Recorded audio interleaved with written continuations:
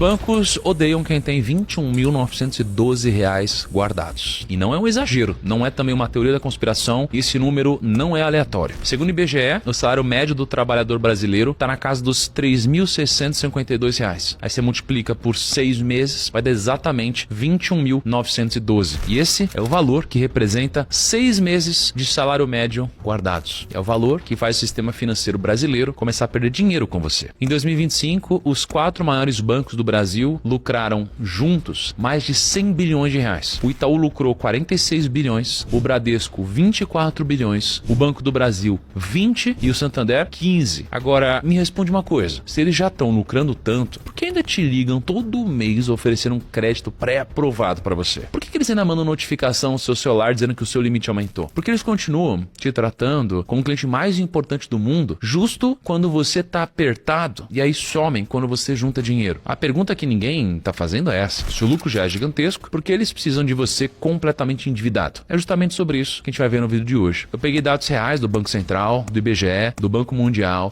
de relatórios de grandes bancos, e o resultado de tudo isso vai mudar a forma como você enxerga o seu banco, mas também como você enxerga o seu cartão, a sua conta corrente e até a sua relação com o governo. Eu dividi esse vídeo em basicamente 3 pontos. O primeiro desses pontos é sobre o spread bancário, que é o motor de tudo. O segundo é sobre o score secreto dos bancos e que praticamente ninguém sabe que existe. E o terceiro ponto é onde tudo se conecta, porque o banco, ele é só uma das 3 forças que precisam que você fique endividado. E para você entender o primeiro desses pontos, eu preciso te explicar de uma forma bem simples o que é o spread bancário. O spread bancário é a diferença entre o que o banco vai te pagar quando você empresta dinheiro para ele através de um CDB, poupança, qualquer aplicação, e o que ele vai te cobrar quando ele te empresta dinheiro de volta. É como se fosse o lucro do banco em cima dessa intermediação. E aqui no Brasil, esse spread é um dos maiores do mundo. A taxa Selic, que é a taxa básica de juros, está em 14,25%. O CDI, que é a taxa que rege a maioria das aplicações de renda fixa, está em 14,15%. Isso significa que, se você investe num CDB de 100% do CDI, você recebe aproximadamente 14,15% ao ano bruto. Só que existe o outro lado da equação, o lado em que o banco te empresta dinheiro. Olha para o cheque especial, por exemplo.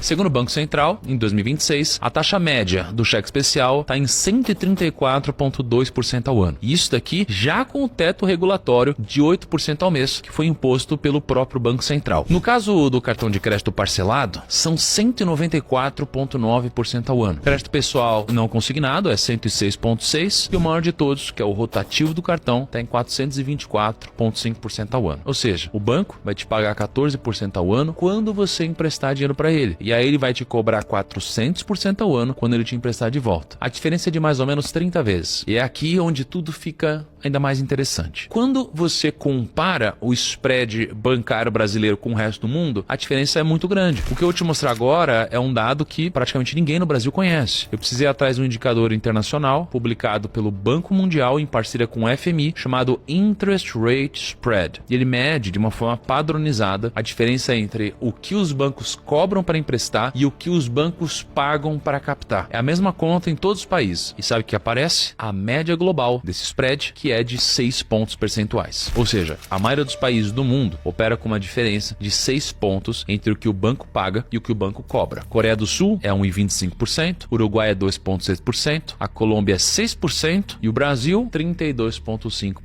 De 75 países analisados pelo Banco Mundial, o Brasil ficou em primeiro lugar. E não foi por pouco. O segundo colocado é o Quirguistão, com 18%. O Brasil tem quase o dobro do segundo lugar e um spread bancário 5 vezes maior que a média mundial. Isso daqui não é normal. Pelo menos não deveria ser. Isso é uma anomalia brasileira que se sustenta há décadas. E essa anomalia se sustenta por um único combustível. Não é regulação, não é custo operacional do banco. Tudo isso existe, mas nada disso explica um spread 5 vezes maior que a média do planeta. Combustível é o seu consumo, é o celular novo parcelado em 12 vezes que você não precisava trocar, é a TV de 70 polegadas que apareceu na promoção, promoção e coube no cartão, é o tênis de R$2.000 que você comprou porque você merecia, é a assinatura que você esqueceu de cancelar. Nenhuma dessas decisões isoladas, ela pode quebrar. Só que juntas, elas fazem uma coisa silenciosa e devastadora. Elas garantem que você nunca tenha folga. E quando você não tem folga, qualquer imprevisto vira emergência. O carro quebra e não tem de onde tirar. O cachorro fica doente e não tem de onde tirar. O dente inflama, não tem de onde tirar. E é aí que a porta do banco se abre, né? Você tem um crédito pré-aprovado, você tem um cheque especial, tem um rotativo do cartão, tudo ali esperando com a taxa pronta. E exatamente nesse segundo de vulnerabilidade, que o spread de 32% vai se materializar no seu extrato. Todo esse motor gigantesco, esse spread de 32 pontos, o lucro de 100 bilhões dos bancos, essa anomalia que coloca o Brasil em primeiro lugar no ranking do Banco Mundial, tudo isso depende de uma única condição para funcionar, que você nunca tenha reserva. E quem vai contra isso e tem dinheiro guardado, fica do lado de quem empresta dinheiro para o banco a 14% ao ano. É uma mudança silenciosa pro outro lado da mesa. O problema é que o banco percebe, pode ter certeza que ele percebe. E aí, quando você cruza essa linha, o interesse do banco muda, sua taxa já é um pouquinho diferente. Você deixou de ser tão lucrativo assim de uma forma relativa. E esse daqui é o primeiro ponto de toda a engrenagem. Mas espera, porque fica pior. Você provavelmente já ouviu falar do Serasa alguma vez. O Serasa tem aquele número que vai de 0 a 1000 e mede se você é bom pagador ou não. Esse é seu score público. Mas existe um segundo score, um que você nunca vai ver, um que não aparece em nenhum aplicativo, um que nenhum gerente vai te mostrar e que na prática importa muito mais para o banco do que aquele número do Serasa. Ele se chama Score Interno de Rentabilidade do Cliente. Em inglês, o Customer Lifetime Value Modeling. Ele é um modelo matemático que todo banco grande, no Brasil e no mundo, usa para calcular não se você é bom pagador, mas quanto você vale para ele em lucro. Deixa eu te dar um exemplo para você sentir o tamanho dessa diferença. Imagina dois clientes do mesmo banco. Os dois têm score do Serasa acima de 800, os dois pagam tudo em dia, os dois são considerados bons pagadores pelo mercado. O primeiro ganha R$5.000, ele gasta 5.200 e cobra a diferença todo mês com o rotativo do cartão ou com cheque especial. Ele nunca atrasa, ele parcela a fatura quando aperta, ele usa o crédito pré-aprovado de vez em quando e para o Serasa ele é nota alta. Para o banco, ele é ouro, porque cada mês que passa esse cliente entrega juros, entrega tarifa, entrega a receita previsível, recorrente e garantida. Ele é a assinatura mais lucrativa que o banco tem. O segundo ganha os mesmos 5.000, ele gasta 4.200, tem 30 mil guardados no CDB, ele paga a fatura certinha todo mês. Ele usa o cartão só para acumular milhas, ele paga tudo antes do vencimento. Para o Serasa, ele também é nota alta. Para o banco, ele é um cliente invisível. Ele não gera receita de juros. A única coisa que ele faz é ocupar espaço no sistema. E se você não acredita em mim, talvez você acredite na McKinsey, né? Que a McKinsey é uma das maiores consultorias empresariais do mundo. Ela assessora bancos centrais, governos e praticamente todas as instituições financeiras relevantes do planeta. Todo ano, ela publica um relatório chamado Global Banking Annual Review. São dezenas de páginas com dados sobre o desempenho da indústria bancária. Eles falam da receita dos bancos, dos lucros, das margens, da tecnologia, comportamento do consumidor e as estratégias que os bancos estão usando para extrair mais valor dos clientes. Na última edição, que saiu finalzinho do ano passado, logo no começo, na página 3, eles dizem que o setor bancário global lucrou 1,2 trilhão de dólares e foi o maior lucro de qualquer indústria do planeta. Mais que o petróleo, mais que tecnologia, mais que farmacêutica, banco é a indústria mais lucrativa do mundo. E como que eles conseguem isso? Na página 7 do relatório, a McKinsey fala de uma coisa que ela chama de Precision Toolbox. Traduzindo, é uma caixa de ferramentas que os bancos mais lucrativos do mundo estão usando para ganhar mais dinheiro com cada cliente. E dentro dessa caixa tem 4 ferramentas, tem 4 estratégias, mas uma delas me chamou a atenção mais que todas as outras. Eles chamam a estratégia de The New Consumer, ou novo consumidor. E o que isso significa? Significa que o banco parou de olhar para você como parte de um grupo. Antigamente, o banco ele te jogava numa caixa, classe A, B ou C, renda alta, média e baixa, tratava todo mundo dentro da mesma caixa do mesmo jeito. Só que agora isso acabou. Os bancos olham para você individualmente, não para o seu grupo. Eles sabem quanto você ganha, quanto você gasta, sabem em que dia do mês você fica apertado, sabem se você paga a fatura inteira ou parcela, sabem se você usa crédito pré-aprovado ou não, e com tudo isso, eles calculam quanto você vale em lucro ao longo da sua vida. A McKinsey chama isso de Precision in Capital Allocation. É uma precisão na alocação de capital e diz que essa é a diferença entre os bancos que estão no topo e os que estão ficando para trás. E sabe o que é mais louco de tudo isso? Que a América Latina é citada no relatório como a região que atingiu as maiores margens de receita bancária desde 2009. Ou seja, os bancos daqui são profissionais em tudo isso que eu acabei de contar. Eles são os melhores do mundo nisso. Agora, pega esse dado e junta com o que eu te mostrei antes. O Brasil tem o maior spread bancário do planeta, 32 pontos percentuais. Primeiro lugar no ranking do Banco Mundial. Os bancos brasileiros já operam no país mais lucrativo do mundo para ser banco.